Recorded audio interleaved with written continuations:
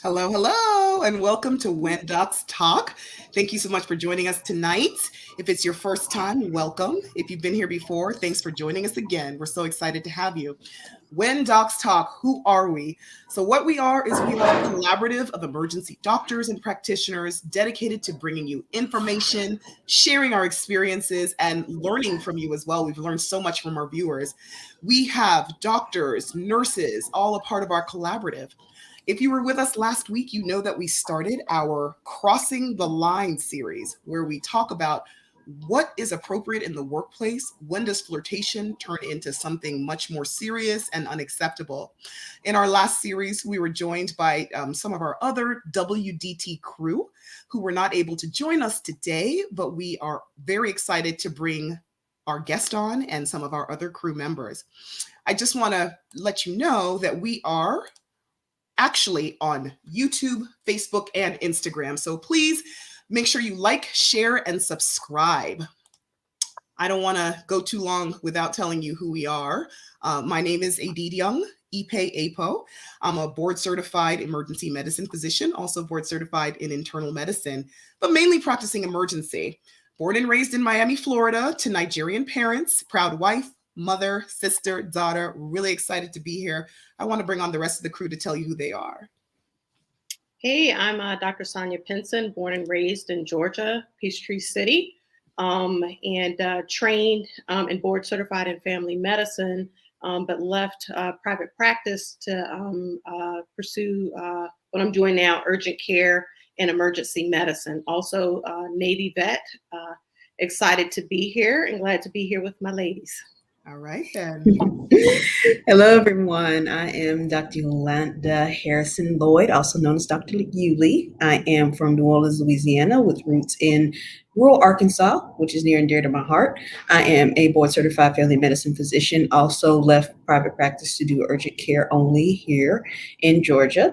I am a wife and a mother of one and a half, because number two is baking. And I'm excited to be here this evening. I'm looking forward to seeing the other side of the coin. Great. So that's our crew for tonight. Myself, Sonia, Yolanda, we're going to get into it. But for those of you who have been along for the ride since we started, you know that even though we're talking about topics that may not be related to medicine directly, we always have to have a little bit of a medical moment. We started When Docs Talk at the height of the coronavirus pandemic, and we always kind of try and stay tuned as to what's going on with COVID, because that's a very important part of all of our worlds, us and our viewers. And so we'd like to give you a little bit of a COVID update before we jump into our topic and bring on our guest. So let's go ahead and talk about COVID a little bit. So, as of today, roughly 170 million cases worldwide and over 3.5 million deaths have happened from COVID. There have been over 33 million cases in the United States with over 590,000 deaths. So I always like to contextualize it a little bit. We talk about the numbers, like the number of cases, the number of deaths, and the numbers seem to mount, but I kind of like to give a little bit of perspective to what that means. And so I have this up for our viewers. When we talk about the US specifically, we are talking about over 33 million cases and over 590 deaths. That's of today's date. And that's almost the number of deaths in World War I, World War II, and Vietnam combined. In fact, if you look at people who died in those wars just in combat, not from external reasons, it's actually more than that number. But if you take into account all deaths during that period, World War I, World War II, and Vietnam related to those wars, we're talking about just about the same number. But the difference is this has been like a year and some change, right? In just that short period of time, this is what's happened. We are talking about those wars, and we don't want to be remiss. We know that everyone's out this weekend celebrating Memorial Day weekend, which is a fun time, but we do want to take just a moment to commemorate the men and women in this country that we are remembering on this Memorial Day weekend. And so if you all could join me in just a moment of silence to honor all those men and women who have bravely served this country.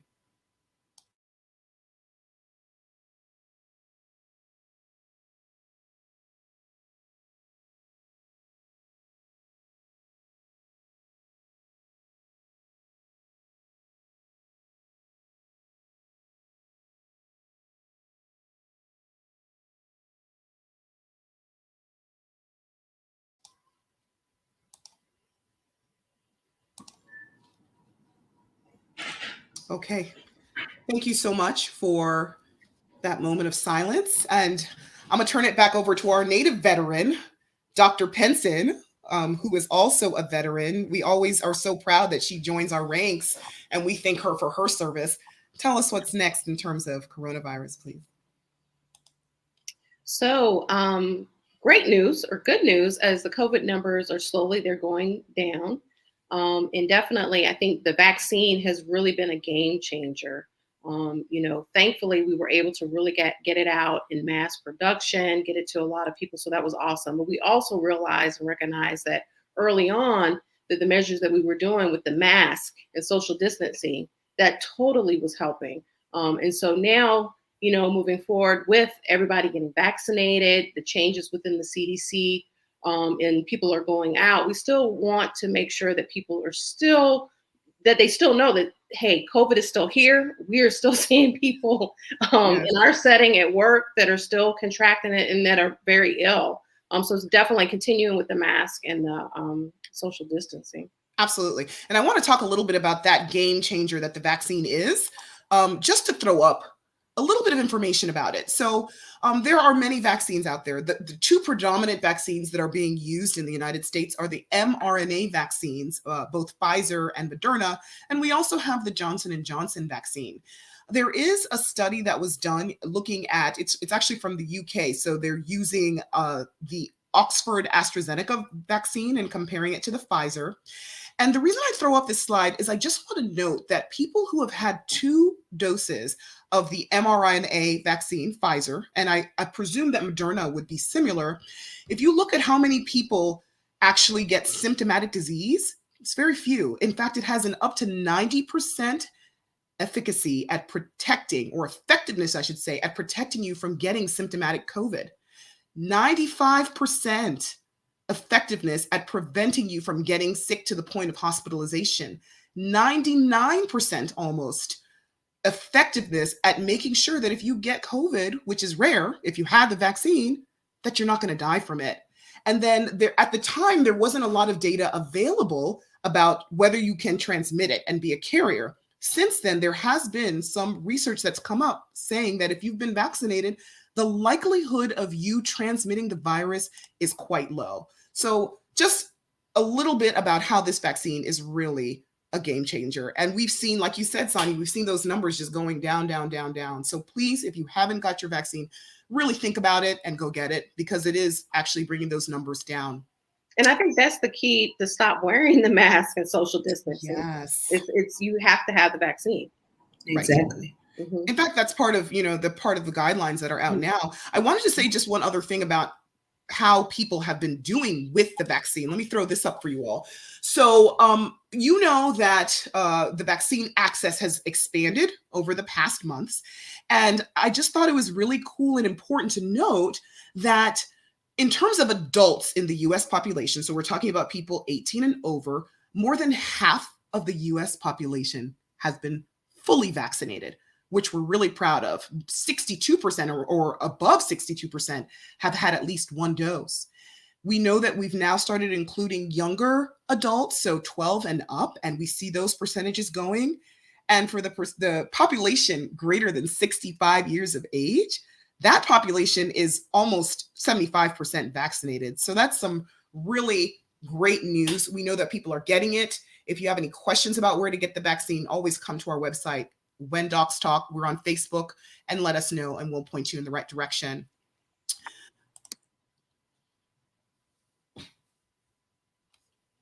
So I think Yolanda was going to tell us a little bit about some updates. So the vaccines are super effective, but they need at least 2 weeks after the last dose. They protect against many of the variant strains. The Pfizer vaccine is now available to children 12 and older. And vaccinated individuals are not likely to spread COVID-19 based on studies and evidence we see so far. And the CDC suggests fully vaccinated people do not need to wear masks. And so we kind of talked about this last week. We did bring up the fact that the new CDC guidelines say that if you've been fully vaccinated, and we're talking about at least 2 weeks post your second shot, that theoretically you really don't need to wear a mask inside or outdoors, but we also talked about some stipulations.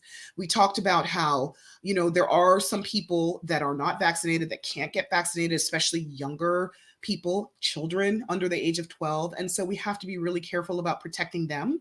And so I think the consensus was last time we're still wearing our masks in public. We're all vaccinated here on this stage, but I just think it's the safer thing to do to protect those who are not able to be vaccinated. And I think when the numbers drop even more and more of the population is vaccinated, I probably will, adjust as indicated. What are you all thinking? Same thing. I'm ready to take the mask off, but I'm not going to just leap in both feet because I have people in my home who are under 12. So I hear you. All right. Well, that's our coronavirus moment. Yolanda, you wanted to add something because there was this very special anniversary that we wanted to talk about. Not really anniversary, but centennial anniversary. And I want you to just give our viewers a few words about that. So very, very quickly, May 31st and June 1st, 1921, Black Wall Street was firebombed by a group of self-deputized citizens in Tulsa, Oklahoma. This is a Black community that was basically destroyed by white counterparts. There are still people who are alive who lived through that. There's those of us who've heard the stories from people who have survived that. And I am appalled at how many people either don't know about it at all or know so little about it. So I just want to encourage everybody to remember those people learn about this and not to rest in our ignorance of the subject. Because just because you weren't taught about it, that's not an excuse. I hear that. Thank you for sharing that.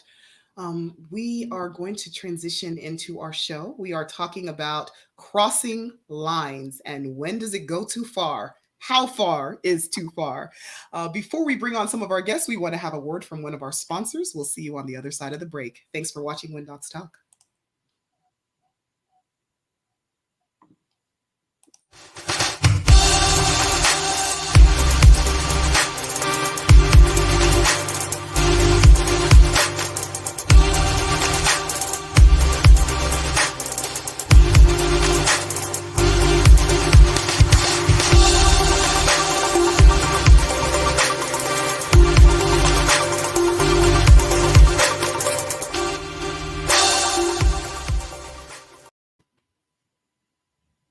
That is Skinworks Day Spa in Covington, Georgia. Here's the number to reach them.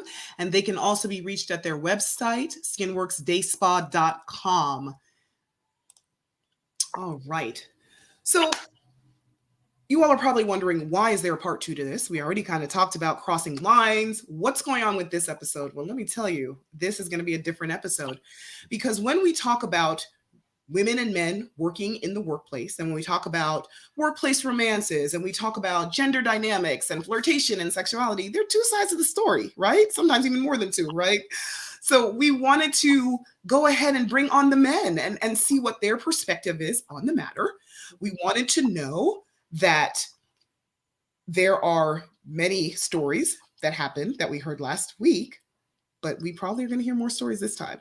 We think that the men also add an interesting perspective because a lot of times whenever people think about sexual misconduct and even the Me Too movement, they think mainly of some sort of man who's pursuing a woman aggressively and making her uncomfortable. But we believe there might be another side of the story as well. And we believe that men are not immune to this too. So we kind of wanted to throw that out there and bring on the men so they can tell us exactly what they think. And that's exactly what we're going to do.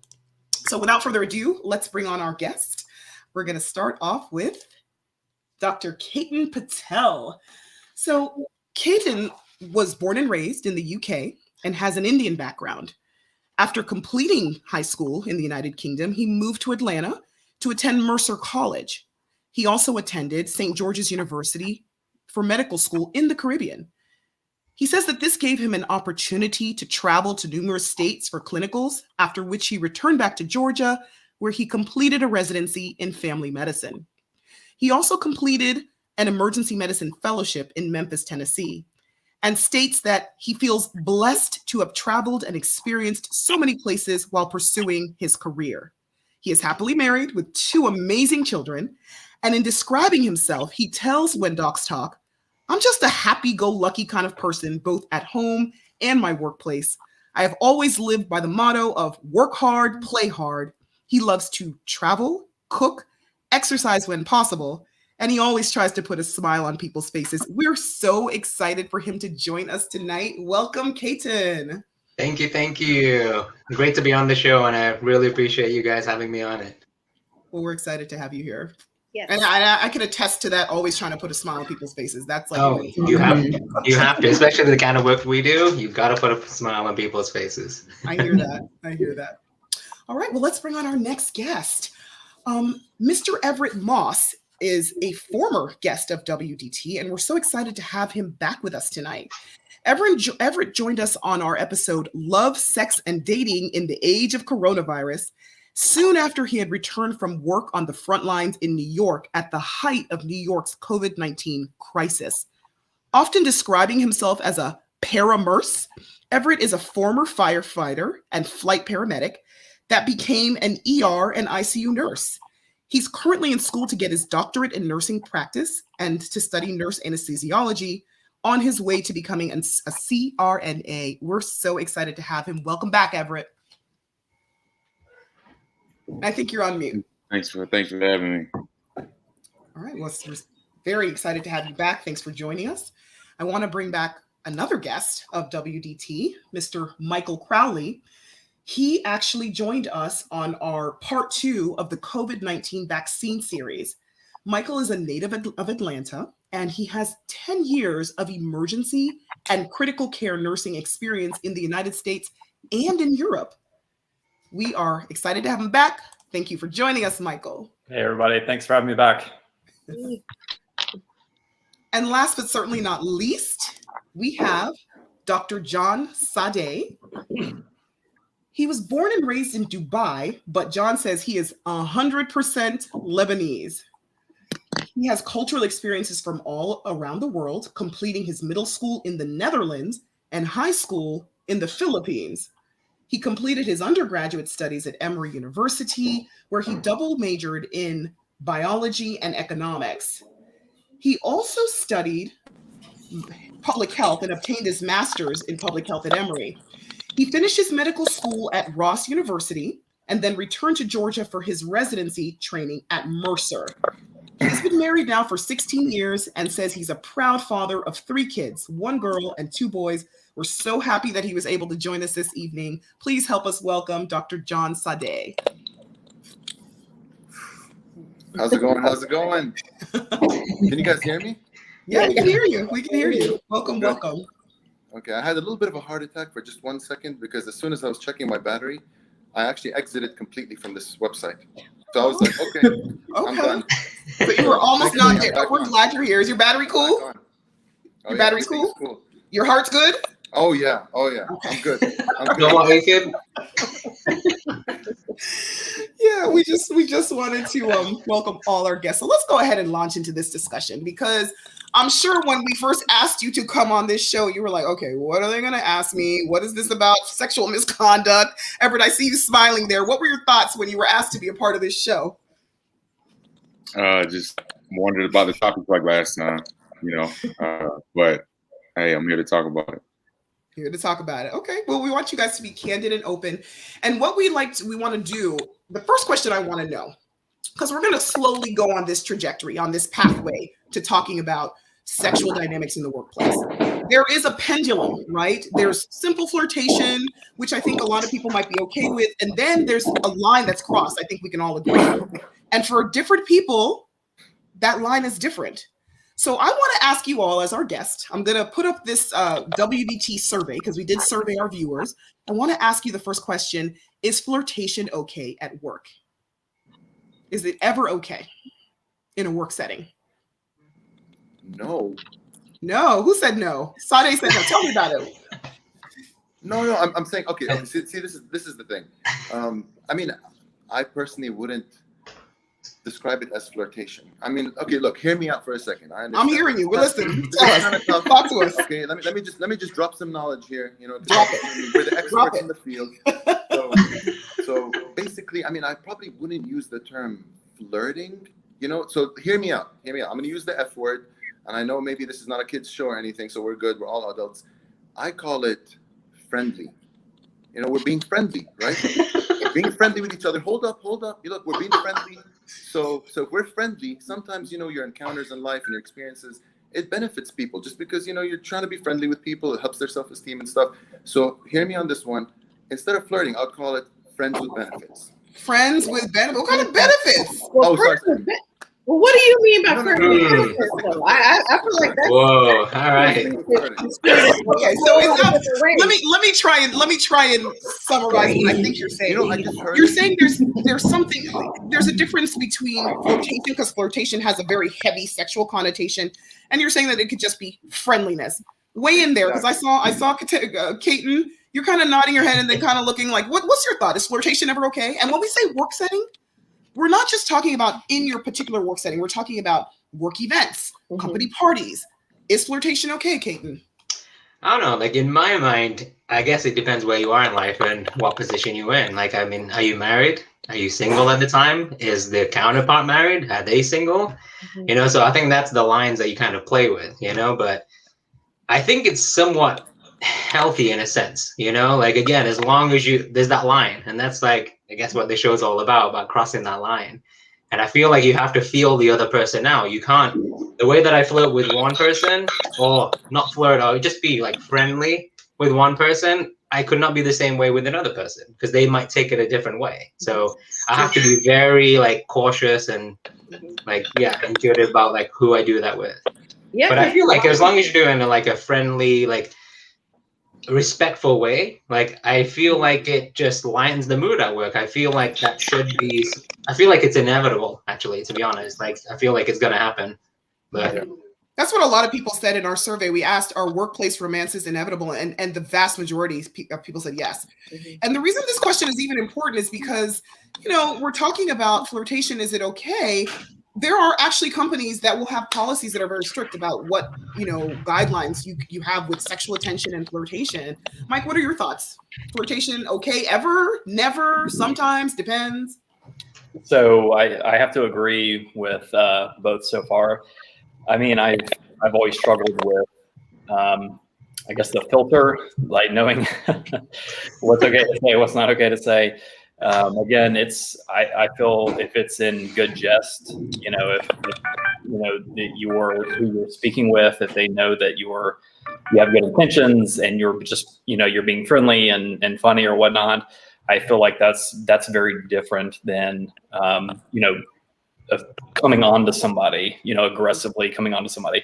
I feel like, you know, it's just lightening the mood and you know, being playful about, you know, and again, there's so the aggression is kind of what kind of tips it off, whether it's from the F word, friendly, from Dr. Saday, over to when it's too aggressive.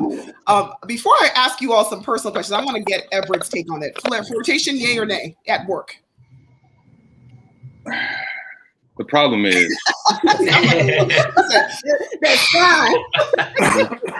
the problem is everybody's definition of flirtation is different.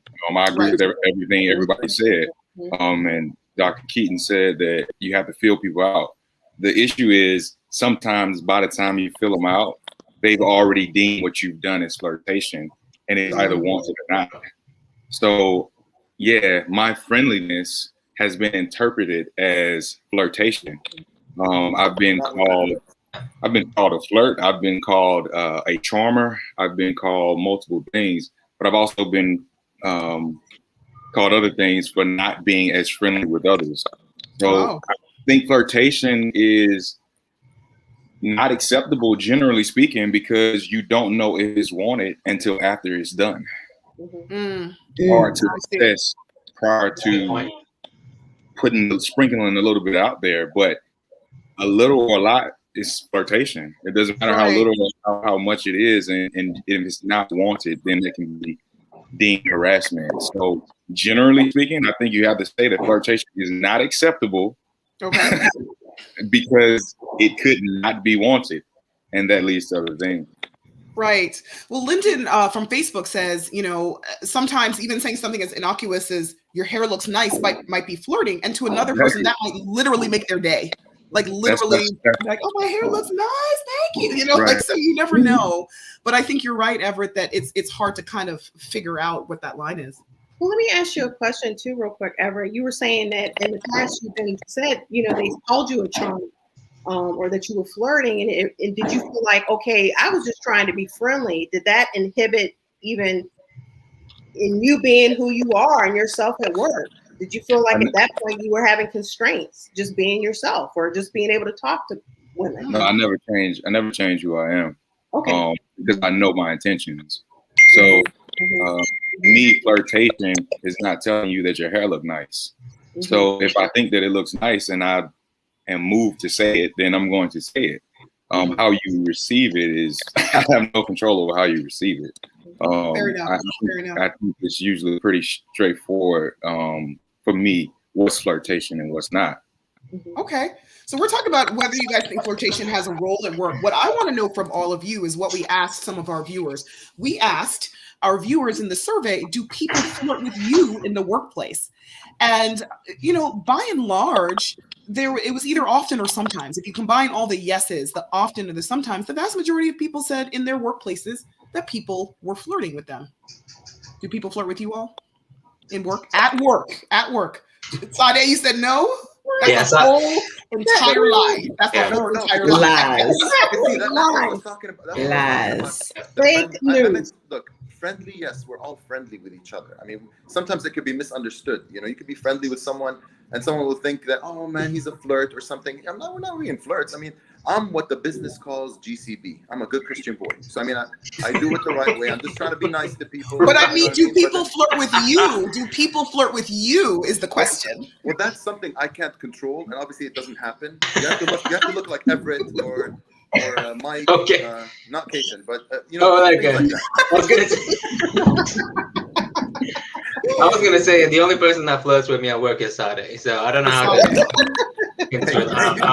For our viewers, these two work together, so they have a very interesting relationship.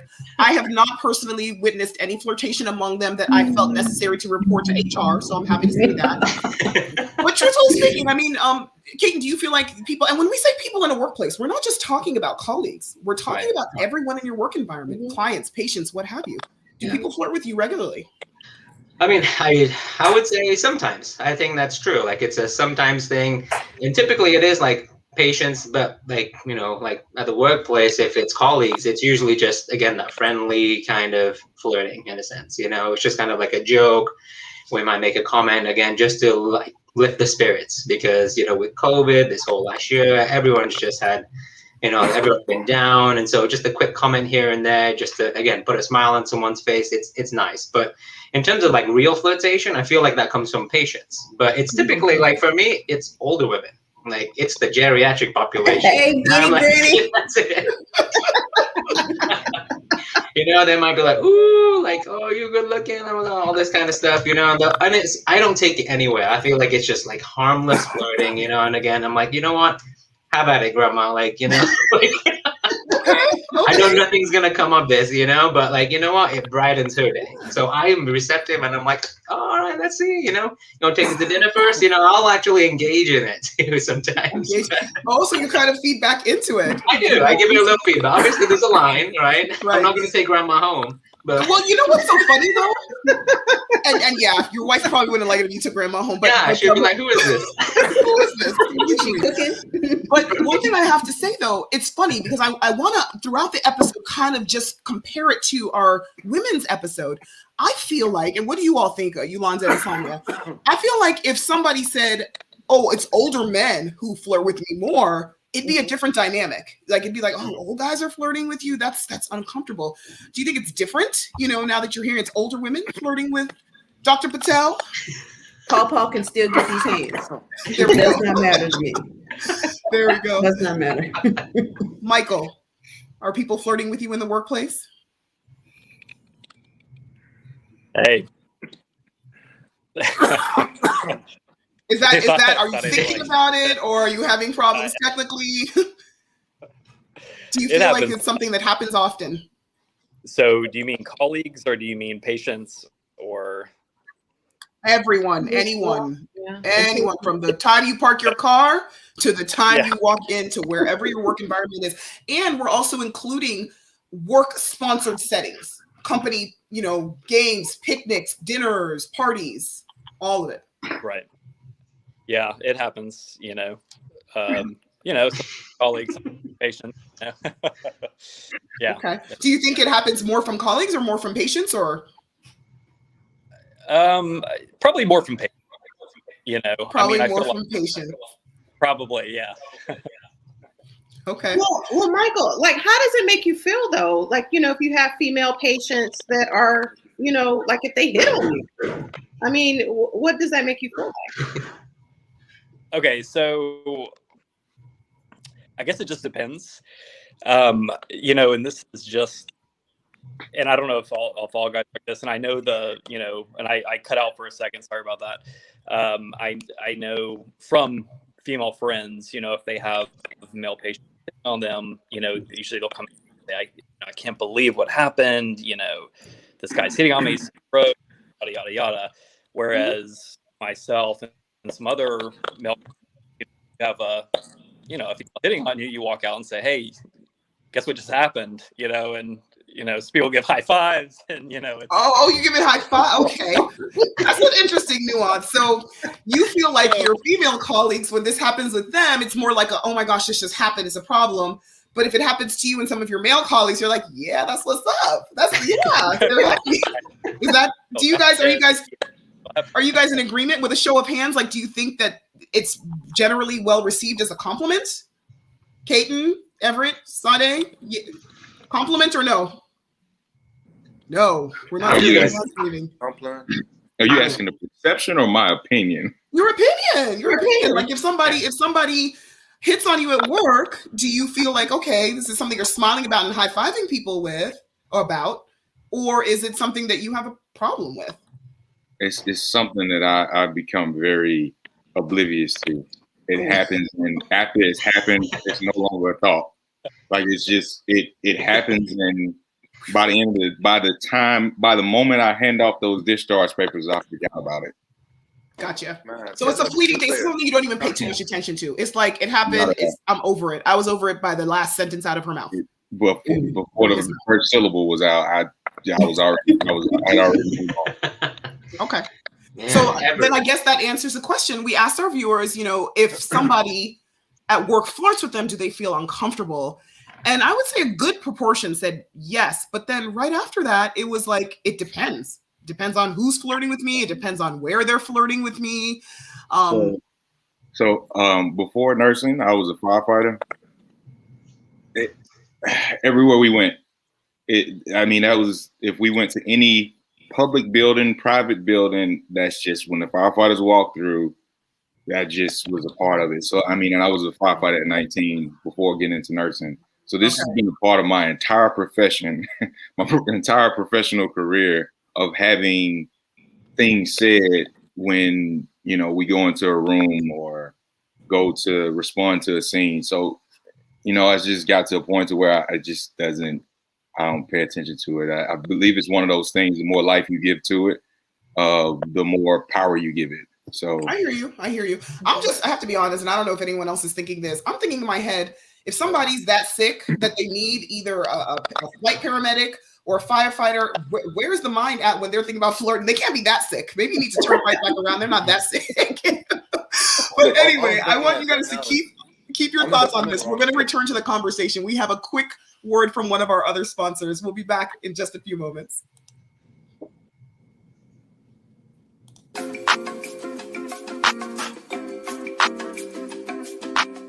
Hi, my name is Kathy Walker. I'm a registered nurse, and I'm the co-founder of TKH2O IV Hydration and Wellness. This company was started after working many years in the emergency room and seeing so many people come in with dehydration related to sports, flu-like symptoms, weight loss surgeries, sickle cell, hangover, and many other conditions that requires the IV fluids. As we started this company, we realized that many Americans not only are dehydrated, but they're also vitamin deficient. I noticed patients were coming in for dehydration, and then they were also vitamin deficient. So we decided to add vitamins to these drips to help people with focus, energy, muscle repair, headaches, and boost immunity. and it also supports with chronic illnesses. TKH2O is here to restore, revive, replenish, and rehydrate. Follow us on Facebook and Instagram at TKH2O Drip. To learn more about our services, go to our website, www.tkh2odrip.com.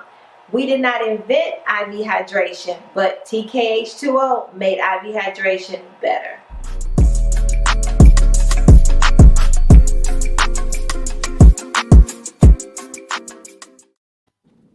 That's TKH2O IV Hydration and Wellness. You can find them on Instagram. There's the number there. And please also check out their webpage at tkh2odrip.com. Welcome back. We had our guys and we were talking about flirtation in the workplace, but I kind of want to transition a little bit because I want to talk about when we start to cross lines a little bit. It seems like everyone over in this broadcast is okay with a little bit of flirtation. I know, Everett, you had your concerns. You said sometimes it gets risky at work because you don't know how it's going to be perceived, but you said you're going to stay true to yourself and you know your intentions. So I don't think there were any real concerns with flirtation, but I want to start pushing the envelope a little bit more and asking about some other different types of things. So let me ask you guys, what about if somebody was more senior than you? Okay, you're a man at work, somebody in your work environment who maybe is a supervisor, somebody who has authority over your work position in some way, shape, or form was the one giving you that sexual attention or that flirtation. We asked our viewers, would they feel uncomfortable if somebody was in a more senior position flirting with them? And the vast majority of them, which by the way you should know, most of the people, I'd say 75% of the people who did this poll were women. So, but most of them said they will feel uncomfortable. What do you guys think? Well, I kind of agree, to be honest. You agree? You'd feel uncomfortable if it's somebody I mean, I would, and I just say this just because, I mean, I have another motto too, like don't shit where you eat, kind of thing, you know, like, so that part. I feel like, yeah, like in the back of your mind, you're kind of like, oh yeah, this is kind of nice, like, you know, like, yeah, a senior like person that's over me, like she's like flirting with me, but she's into me. But also in the back of your mind is like, you know, well, what if, you know, this doesn't work out? What if I, like, whatever it was saying, you know, you just put the light out immediately and it doesn't become an issue. But if you feed into that, the fire is growing, and if it doesn't work out, then you feel maybe your job's in jeopardy, or, you know, you feel like if you put yourself in a position that's like vulnerable. So that's why I'm like, that's what would make me feel more comfortable versus the, I guess, the flirtation or sexual aspect of it. Okay. Saday, you started to say something. What were your thoughts on it? Boss flirting? Fair or foul? I mean, look, it's tough too, because, you know, you don't get your honey where you get your money. So, I mean, you have to be very, very careful. You know what I mean? No, with your catchphrases. You don't get your honey where you get your money. I love it. Goodness. Man, you know, first of all, I was kind of looking through my cell phone. I was still trying to find a job if they're hiring at the fire station. So I don't get hit on as much as Everett, so I need to get a fireman job.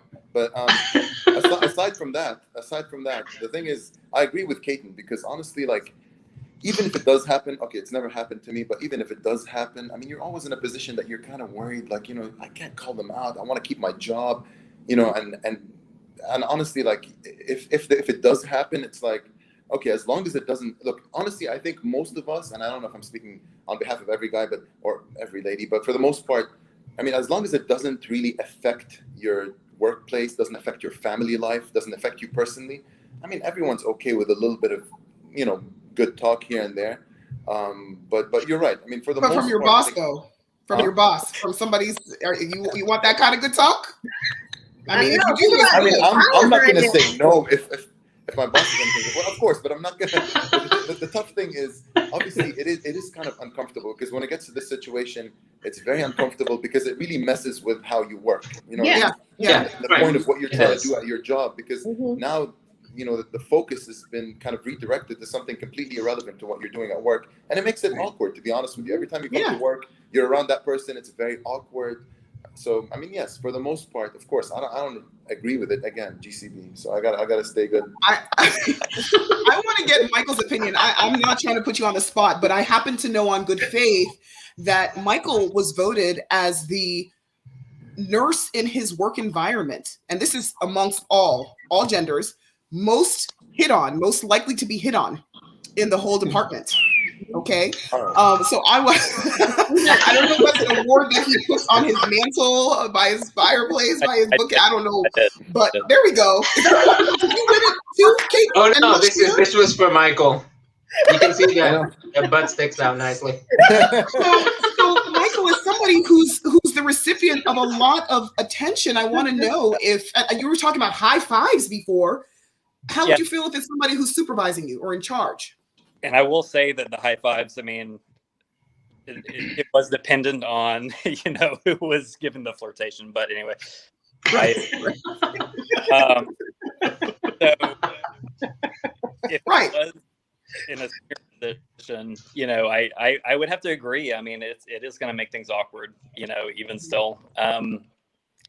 It's, and whether it is or not, you don't want to feel like your job may be on the line, depending on how you react to the flirtation. Right. And again, we were talking that line between being flirtatious. So I mean, if it's some friendly banter, but if it's and I feel like it's a little bit more pressing towards, I'm flirting with you and I'm trying to advance, make advances. I mean, I feel like that would be definitely crossing the line. So it would be awkward. I feel like as well. Okay. Well, we asked the flip side of that question. What if it was somebody in a less senior position than you? And funny enough, a lot of people think, oh, flirtation or unwanted sexual attention becomes more serious and more cumbersome when it's somebody who has the ability to fire you. But we found from our survey that a lot of people also felt uncomfortable when it was somebody that they supervise or somebody beneath them. Ever, what are your thoughts? If it's somebody who you're in a supervising position, are you feeling uncomfortable? Again, it kind of depends upon the type of flirtation. Like I said, that word flirtation is defined differently by others. Me personally, I'm not really uncomfortable with either direction, upper or lower. Because I feel like I know how to handle myself and handle the situation. But when it comes to the point of harassment, because I think we sometimes blur those lines, flirtatious versus harassment. If I felt like I was being harassed by a subordinate, first of all, that's easy because that's easy to handle. You're the supervisor. But when it's coming from the supervisor, it's a little bit difficult because now you have to go through the whole process of proof and, going to the right place, to the right person and reporting it. So my comfort level, I know, is probably different than most. But again, I think the blurred line is flirtation versus harassment because we use the word flirtation lightly, but people's ears perk up more when they hear the term harassment. But essentially, they're kind of commingled. You have flirtation that's deemed as harassment. So that's what we're trying to get at. You're absolutely right. We're trying to get at when is that line crossed. When we talked about it in the last show, we had a few attorneys who were also guests on our show. And one of them underscored that harassment is when it's persistent. She underscored that everyone, can make mistakes, right? And so you might say something that you thought was harmless and just flirtatious. And that in many instances, people will be given the grace, like, you made a mistake. I'm not the one. Don't talk to me like that. I'm uncomfortable. And that's not harassment. Harassment is when you've been given that warning, you've been told that this is uncomfortable, and you continue to do it. And so I think it's really important what you brought up, the distinction. So the reason I think we need to push a little further, so now we're talking about flirtation, we talked about the boss, the subordinate. Some people don't realize that there are different types of harassment. So it's not just about, I want to sleep with you or I want to kiss you. It might just be saying things that make people uncomfortable. And so one question we asked some of our viewers is how they feel about sexually explicit languages or also just, dirty jokes. And so I want to let you know what our viewers said. And I want you guys to weigh in because we're trying to get at when is it crossing the line? Like a little bit of flirtation. Okay. Dirty jokes. What do you think? Let's see. So we asked our viewers, are dirty or sexually explicit jokes okay in a work setting? And you can see the overwhelming majority were like, no, it's not. The other category, when you looked at the write-in comments, it was like, it depends on the environment, it depends on who's saying it, etc. But you could see it's a very slim percentage that believe that it's okay to tell dirty jokes. Because they're the ones that are doing it. They're the ones. So, but Saday, are dirty jokes okay, or does it depend? Look, the thing is, dirty jokes are okay. And by the way, I just want to say that Mike is actually, he always gets that award for the most, but because he keeps touching me. Dude, yeah. Can I move to behind Everett? If he does it again, we'll create a friendly and unhostile environment for our WGT broadcast, and I'll move you to the upper screen. But let's give him some grace. But basically, I mean, to be honest with you, I think joking is fun. I mean, that's how you have to have a humorous attitude and kind of demeanor, kind of going into your work, because honestly, that makes your work go by fast, the day go by better. I mean, you have a good time. You're just being friendly with people. And I think, honestly, to be honest with you, I think the whole flirtation thing and the dirty jokes kind of tie into each other, if you really think about it. Because the people who are throwing out dirty jokes and doing stuff, that's kind of still flirting. You know what I mean?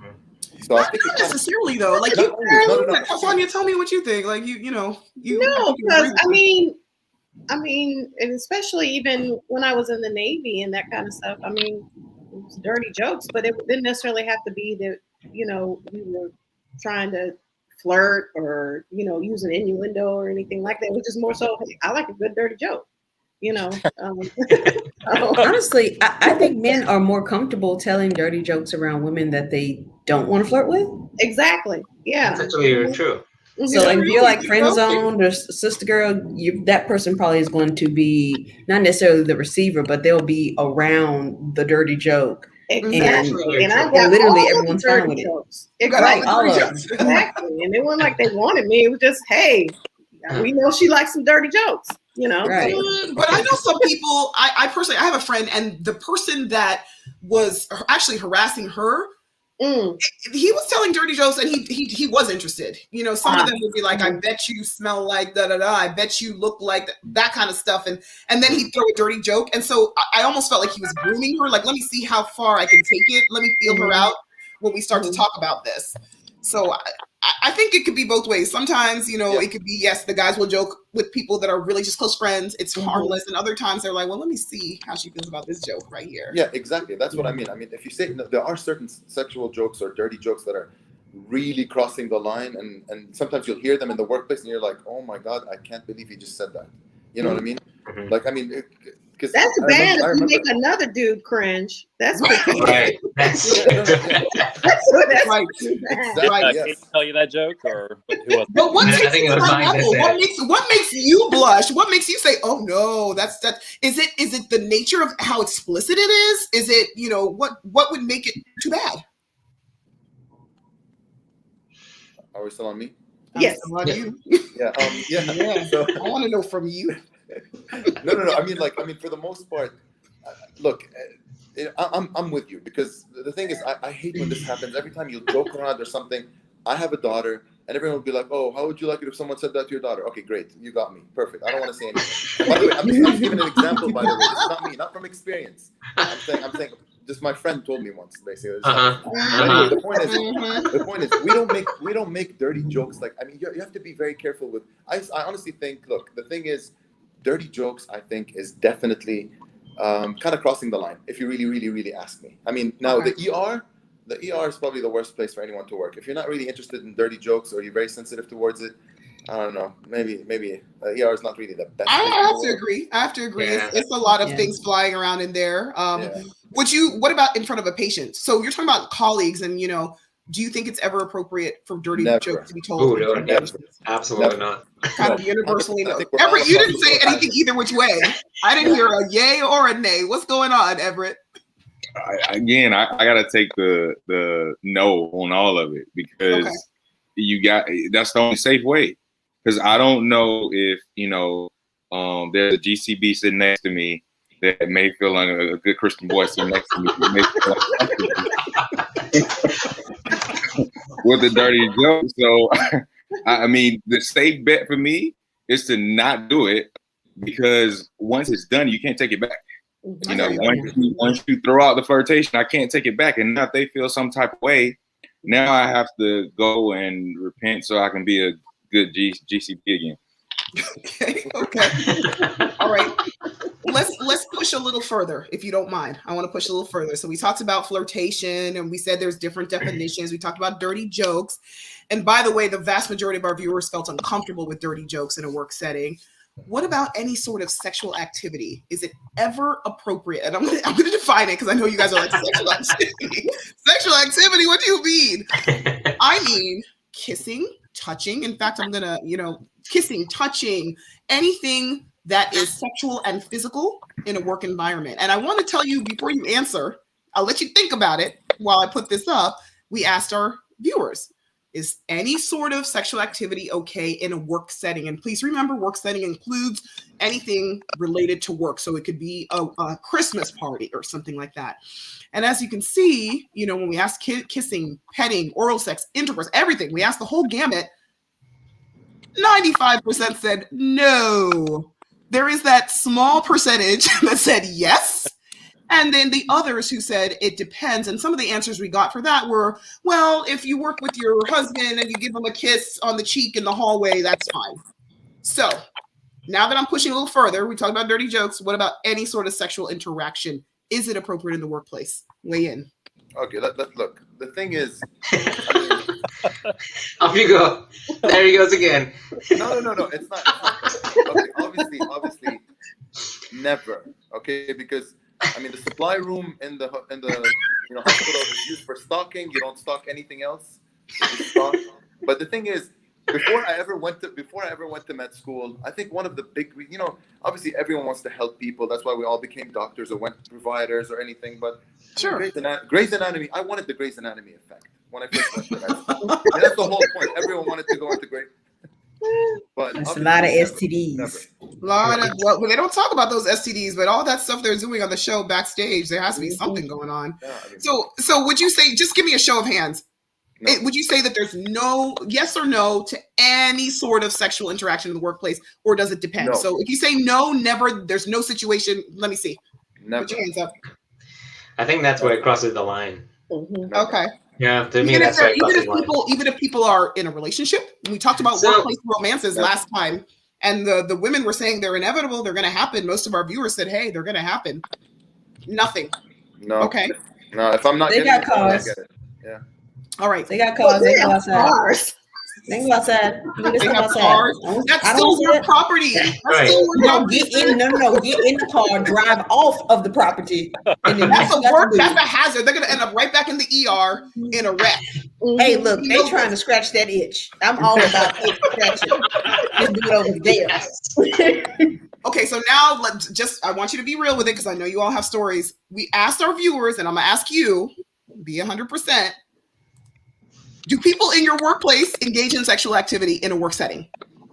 And a lot of people were not quite sure, but there are a good number of people that said, yeah, sometimes. One who said often, one who said rarely. So tell me your craziest work stories. I mean, I don't think there's a hospital in the state that hadn't had a steroid story. Mm-hmm. A steroid story? A stairwell story. Mm-hmm. I mean, I never had any kind of stairwell.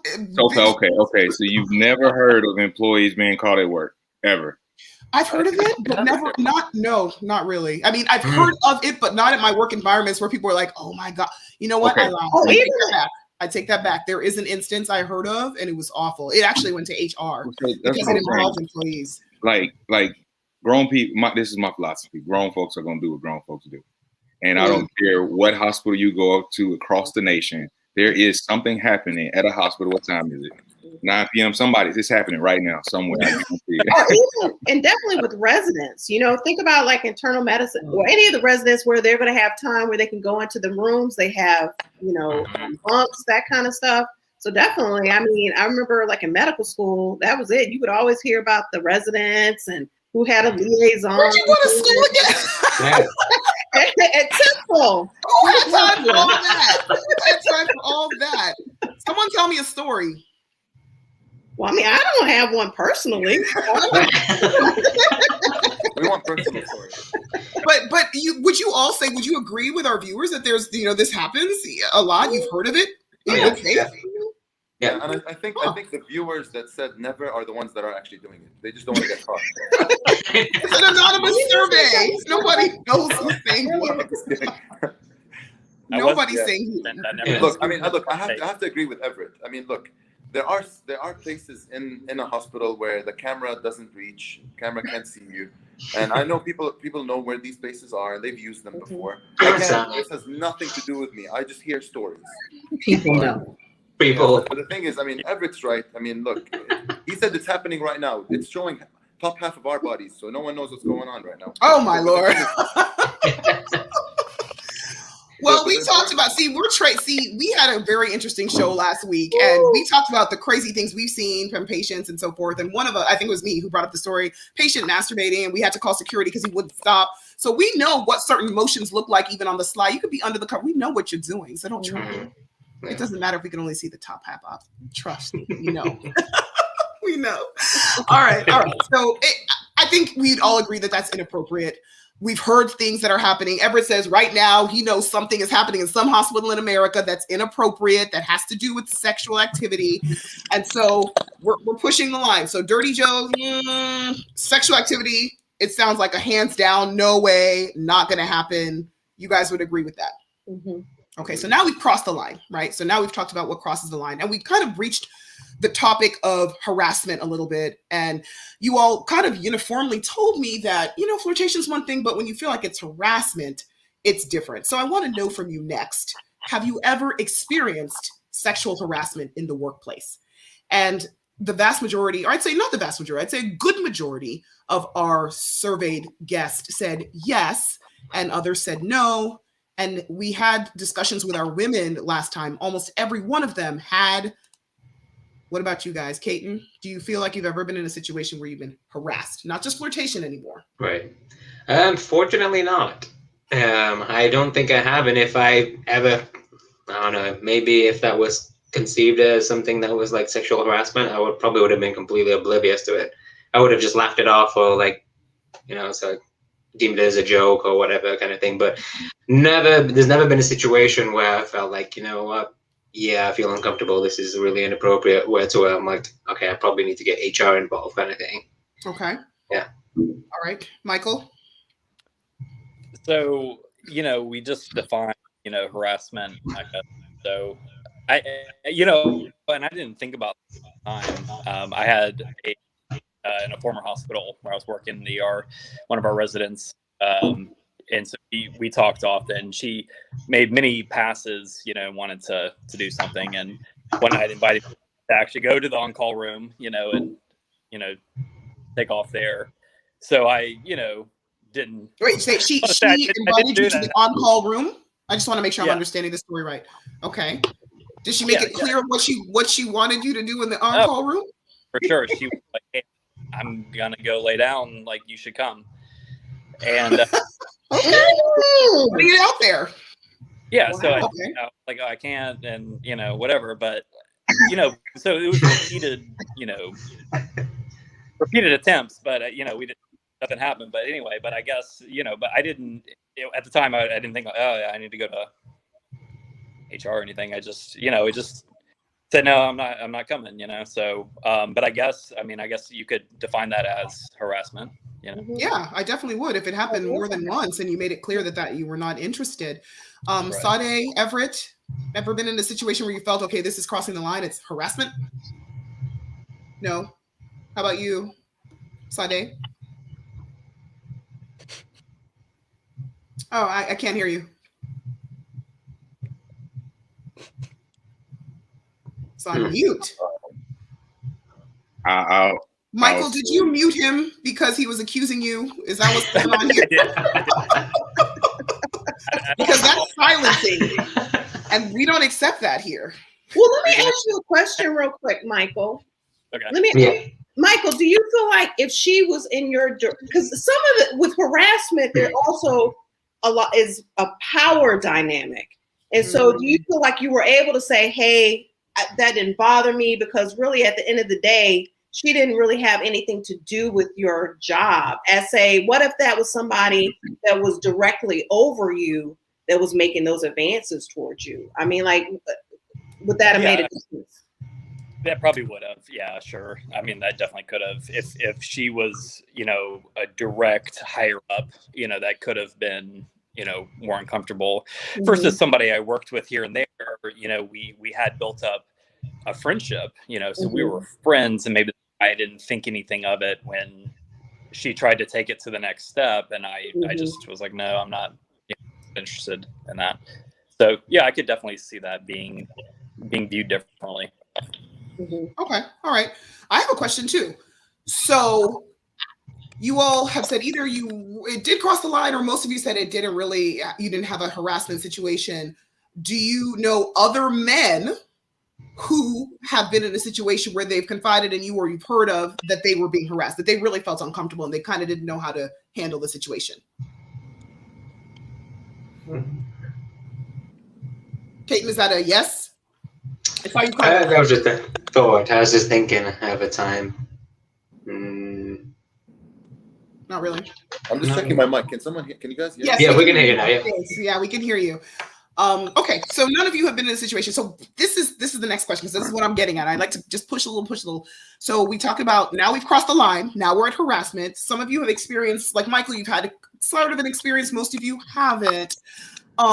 If you were in a situation where you felt like you were being harassed, like you were receiving unwanted sexual attention from somebody in your workplace, be it a patient, be it whomever, would you report it?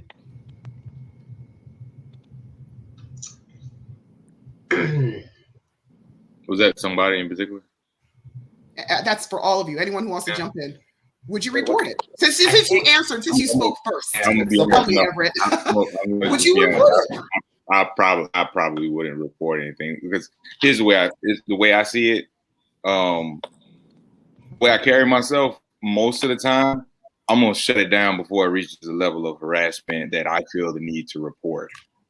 There's nothing that HR can do that I can't handle. I mean, I'd be more likely to report somebody who I felt was being harassed, that I felt like couldn't stand up for themselves.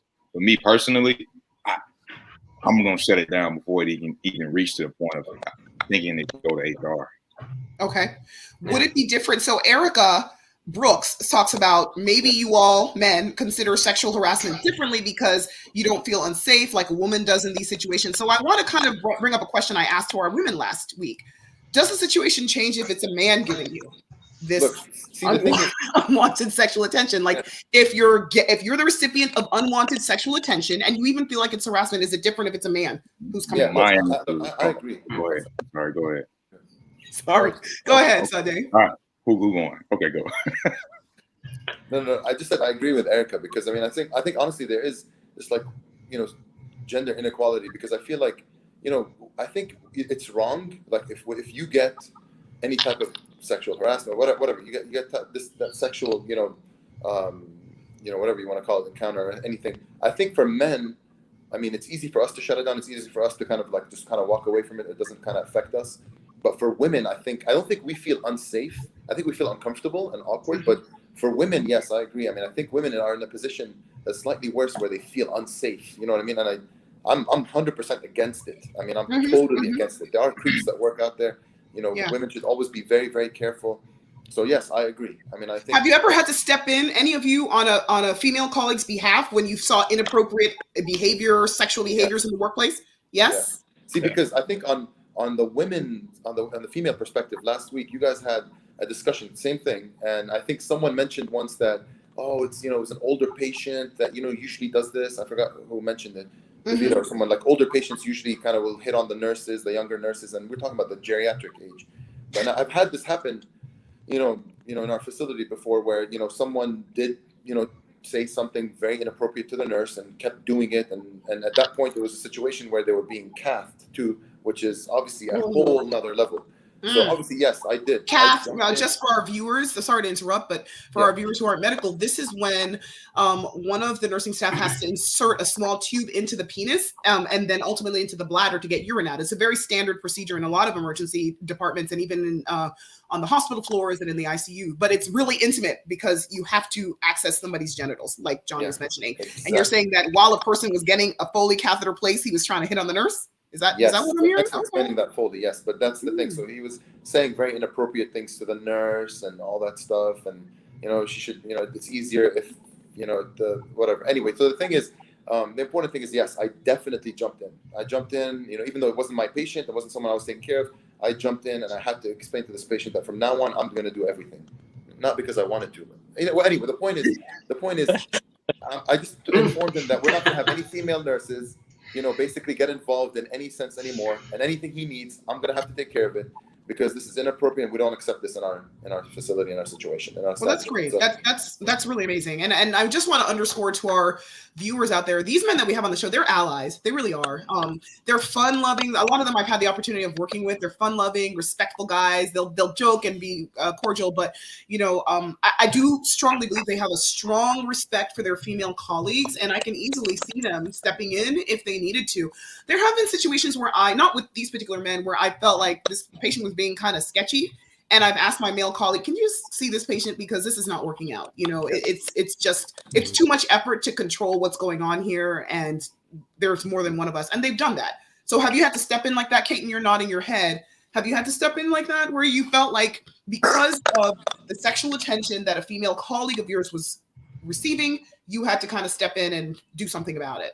I feel like, I can't think of an actual example, but I feel like that has happened in the past where, somebody was being very inappropriate. I think it was somebody came in. Typically, it's almost like some kind of genital issue, and it could be usually it's testicular swelling or something of that nature, and every time they purposefully get aroused and they enjoy it, and it's kind of okay, I can't see this person, so. Actually, no, I remember now, actually, it was a prior place that I worked. There used to be a person that used to come in almost weekly, on a weekly basis, with a complaint of testicular pain. And he did it strictly so he could get testicular ultrasounds. Because he liked that feeling, he liked that, and he enjoyed the tech and all that kind of stuff. And I remember that's one time that I actually stepped into. I remember when he came in and he signed in, and I went straight to the waiting room, and we had a little discussion, and we'll leave it at that, and that was, I was like, no, tell me what the discussion was. We want to know. Oh, it was one of those where it's we're not doing this anymore. We're done with this game kind of thing, there's clearly nothing wrong with your testicles. You know what I mean? It was just one of those where right now you're making our staff feel inappropriate. You're making our techs feel inappropriate, wasting our time and wasting our resources. You need to go away kind of thing, in a respectful way. And in places like that, I felt like I could do that, and I feel like it's the right thing to do. But during that time when he would come in, there was actually a female colleague that would see it, and she's like, I'm not going to go see him. Can you go see him? Yeah. And I would, and I didn't know of him at that time, but after working there for a certain amount of time, I would see that he was a frequent flyer for the same thing, and I was like, this is ridiculous. Especially when we're busy, I said it in probably not so many kind words, but he got the message. Gotcha. Well, I'm happy to hear that. I'm happy. And I want to use that to transition into a discussion of gender dynamics in the workplace. So you all are telling me about, some of your female colleagues, what they've experienced, what you've experienced. And I feel like there's a lot of attention on sexual misconduct because of the Me Too movement, which I'm sure you're all familiar with. Just to make sure, are you familiar with it?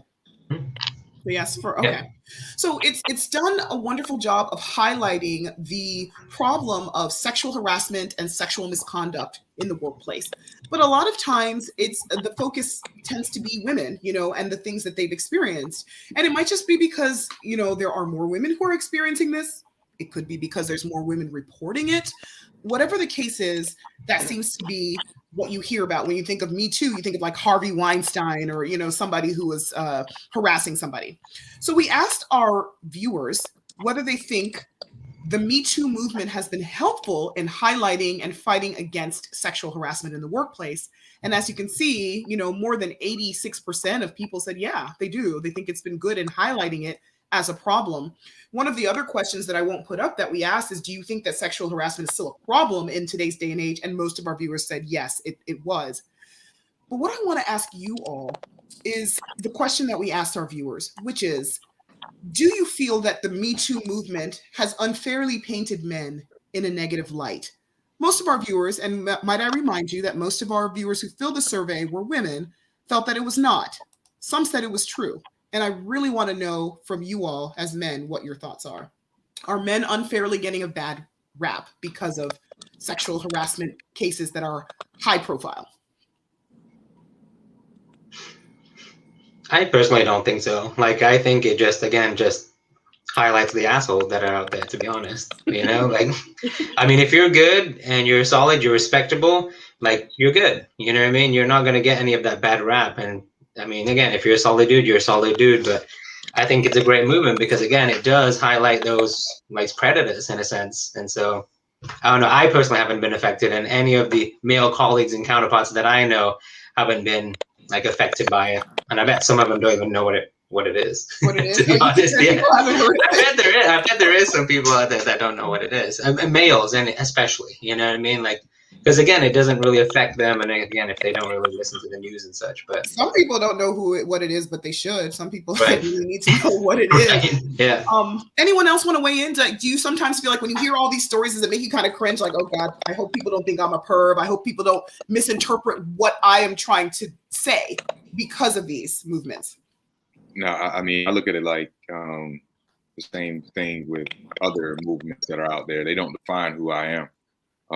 As far as men being unfairly depicted due to the movement, I don't think that's the case. I just think that it's more cases of men reported. It's more reported cases of men being involved in those situations. And it's largely, in my opinion, because of the way my stance on it. You probably will never hear about ever going to HR for a harassment issue. But because I would never go, then my case could never become a statistic, right? So I think the movements that are happening is because of who's speaking up. And I think majority of the people who speak up are women. And it's also in part because of that whole unsafety or feeling unsafe type of thing. I mean, male or female that has flirted or harassed, I've never felt unsafe by it. So I think that all plays into it. I think that's a good point. Certainly, even when it's been directed at me, I've never felt unsafe, and I've never had to report anything. But I think I would report even if it wasn't a safety issue, if I felt like it was really messing up with my workflow. Which I think one of you, was it you or somebody said, if it starts to mess with my money or my honey, then it becomes an issue. But it sounds like you're saying you don't feel threatened by the movement. You don't feel like us or people in general talking about people who have been inappropriate, many of who are men. It doesn't reflect on you, and you don't feel like it's making you look bad. Is that right? Saday, you look like you're about to say something. Did I just misinterpret that? Slightly, but I mean, I could say something. but for the most part, I mean, look, I agree. Look, I'm totally against this. All joking aside, we can joke all day and play around, mess around with all this stuff. But I promise you, this is a topic, I mean, I hold very close to my heart. And honestly, I do not tolerate any of this stuff in the workplace. I mean, because, honestly, we all work together. You want everyone to feel very comfortable. We all respect each other. I mean, we come from a situation where we have to respect each other. We treat each other like family. I mean, for especially when I hear about all this stuff breaking in the news, men in very powerful positions trying to, really, really kind of, exploit their positions and kind of do, these situations. Honestly, they try to put these females in very bad positions. And again, going back to, the females basically being around their bosses and they can't say anything and they want to keep their jobs and all this stuff, it puts them in a very difficult position. And it could happen, the other way around as well. But I mean, I'm 100% against it. This thing is ridiculous. The Me Too movement's amazing. I mean, it definitely needs to be kind of, publicized and magnified. But I mean, this is ridiculous. I mean, we have to stop it regardless. I love that you said that. I really appreciate that. I think the last question that I want to ask is whether or not you think the movement has put a strain on some of the relationships between men and women in the workplace. And let me qualify that a little bit. And by the way, you can see that most of our viewers did not think that that was the case. I don't mean to say that it's a bad movement or anything, but I have spoken to some men who, in truth, they honestly said, honestly, I think it's a great movement. I think it's important.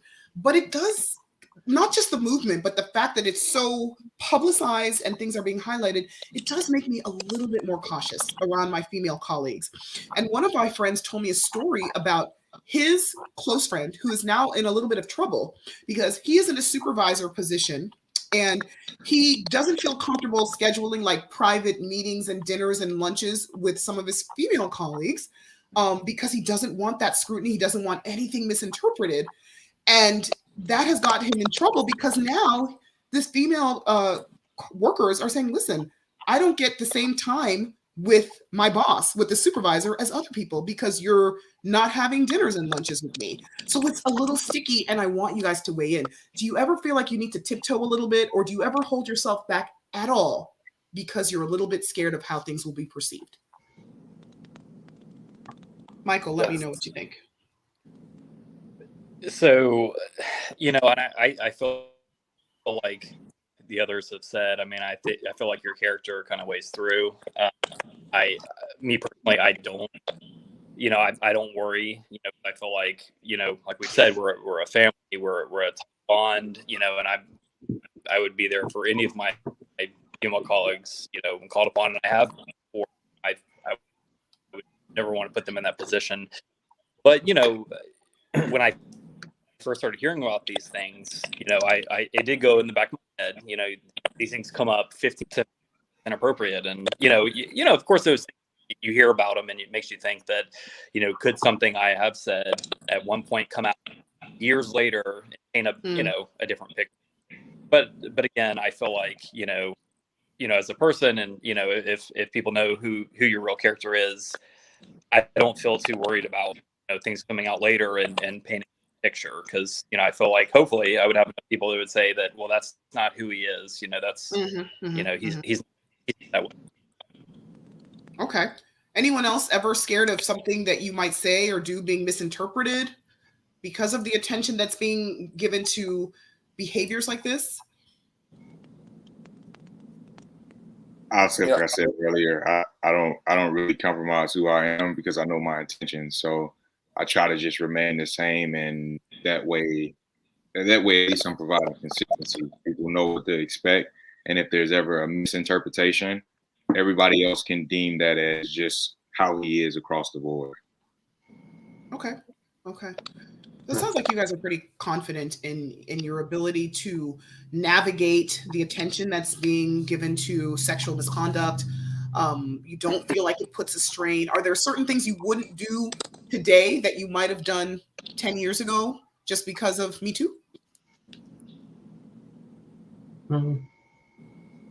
Caden, you look pensive there, like, kinda. You got it. No, I think it'd be about the same. I think I'd feel the same way, to be honest. Yeah, I mean, when we're younger, I feel like at that point in time, we're just actually, it might be the opposite. I was gonna say when we're younger, we're a little bit more free spirited, and we just kind of, I don't want to say act a fool, but we're maybe less responsible. So we may. But then I look back and I'm like, no, actually, I felt like I was actually more responsible back then because we were in school and we had to do the right thing. And now at this time, we're already done. We're past that. Now we can actually let loose a little bit, and maybe we may be more like casual and be open to like say certain things that we wouldn't have back then. But again, like Ever was saying, like, I mean, my character has never changed. My personality has never changed. So I don't think my opinion has changed, whether it's 10 years ago or now. Okay. Do you fear, any of you fear being unfairly targeted, like somebody might lie about you? Maybe Saday, but not me. You guys have been so amazing in this broadcast. I've really had so much fun with you. And I want you all to just, if you could just leave some last words with our viewers. We did this with our women. When does the line cross for you? And what else do you want to share with our viewers before we thank you all for coming? Yes, thank you. What words do you have, Everett? What's your line in the sand? What's inappropriate? What's different for men? You know, I don't really have a line like Saday said. I'm a ECB. And, you know, But I mean, like, when is somebody stepping over your line? When are you calling foul? When it comes to you know, I mean, but for me, it's extreme, right? But I think it has a lot to do for men. I cannot speak for women because I've witnessed how men habitually cross that line. I feel like for most men, maybe it's because I'm 6'3", 240. I don't know. I don't usually get that line crossed with ease. So my demeanor and the way I carry myself usually keeps that line. I have to really soften. I have to really soften my presence for people to cross that line. So I really can't answer that because it's how I carry myself. At least that's my assumption. Okay, fair enough. Michael, when is it too far? How far is too far?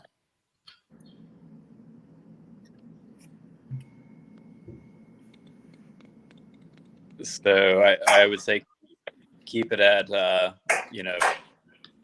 friendly banter, any, aggressive or, attempt at making a pass at somebody, I think that would be crossing the line.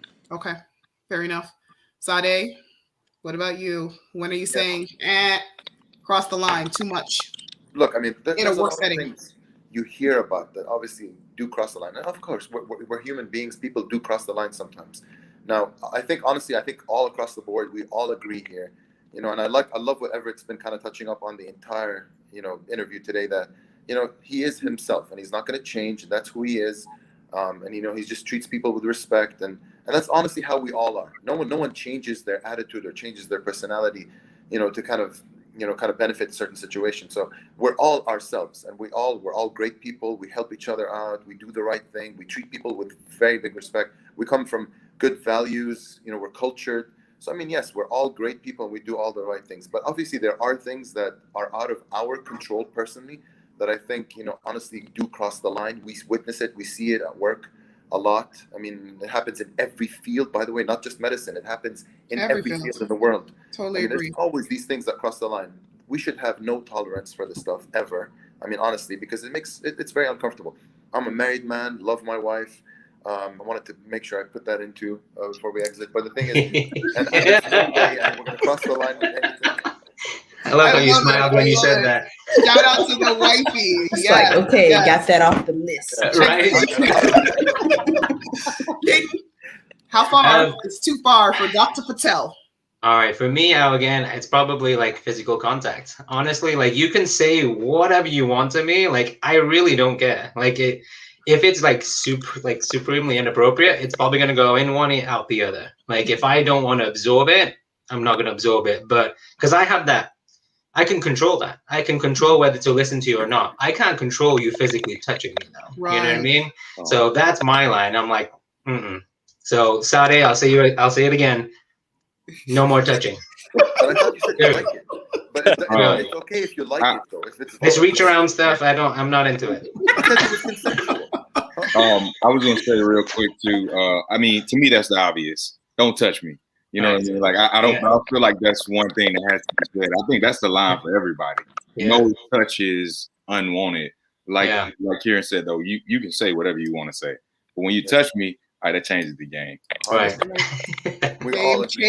Game changer. I love it. Thank you for your energy. Thank you for your candor. Thank you for being guests. For those of you who are back, Everett and Michael, thank you for joining When Docs Talk again. I'm going to excuse our guest and we're going to just have some few take-home points from our host. So thank you guys. I thoroughly enjoyed that. Wait, is this awesome? Yes. All right. So we're closing up this series, this Crossing the Line series. And I just want to, before we end, with our viewers, know if there's any take-home points that you've had, any prescriptions, anything that we've kind of learned from talking with the men and women that we've had join us on the show. I'll keep it short and sweet. If it's something that would make you uncomfortable, you probably shouldn't do it to somebody else. True. Sonia, what are your thoughts? No, it was just interesting to me, the dynamics from, how we perceive interactions with the male patients and our discussion at the other show versus Yeah. their take on it, and to almost being flattered, Yeah, high fives they were saying even. Yeah, so that was interesting. But once again, I think it is that power dynamic as well as the size. Everett was saying, "Hey, I'm 6'2", 6'3". Of course, that power dynamic. He's not going to feel the same way that I would feel if somebody is saying something inappropriate to me, and I'm 5'3". Right. And I think even on our women's show, that whole size and age dynamic came up. I know some of our women viewers were saying, I'm tall, I play basketball, nobody's going to make me feel uncomfortable. Like I just grab their arm and let them know, don't do it. And then others were talking about, well, when I was in my 20s, I felt a little bit insecure about how to approach a situation like that. But now I'm grown. I've been working for a while. So age, size, gender, all of those things come into play. But one thing I heard from part 1 and part 2 that's staying the same way. Oh yeah, can't touch this. Can't touch this. That is the theme. All of our women said it. Our men said it. Listen, don't. That's what it really crosses the line. You can have variations on dirty jokes and flirtation and workplace romances, but when you cross the line into something physical and you touch somebody without their permission, or even with their permission, it seems like in a work setting they don't think that there's a place for romantic touching. Yeah. And so that's something I learned from our men and our women. And I just had a great time dissecting this with our viewers and with our guests, because I feel like I learned a lot about different people's limits. And I think it's so important for us to share these limits because we are integrated. Yes. Men and women, we work in the workforce together. And as I said on the last show, women are shattering ceilings. We need to also help in shaping those boundaries. So to all our viewers out there, thank you so much for joining us for part 2 of Crossing the Line. I hope that you've enjoyed our discussion, and we'll see you next time. Bye.